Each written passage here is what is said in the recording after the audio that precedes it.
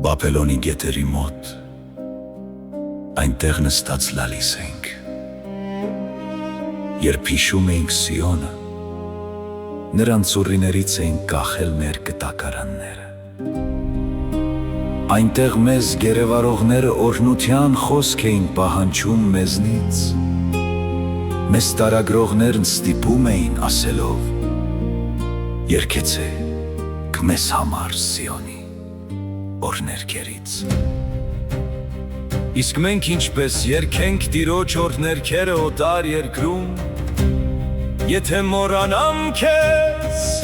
Երուսաղեմ, թող իմ աչքը մոռանա ինձ, թող լեզուս քիմքիս կպչի, թե քեզ չհիշեմ,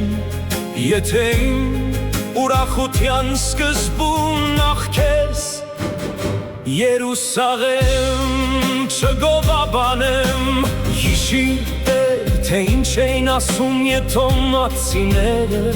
Երուսաղեմի օրերին քանդեցեք, հիմնայատակարեք, ով Բաբելոնի թշուառ դուստր, երանի նրան, ով քեզ պիտի հատուցի այնպես, ինչպես դու մեզ հատուցեցիր, երանի նրան, ով կբռնի քո մանուկներին ու կխփի քարին։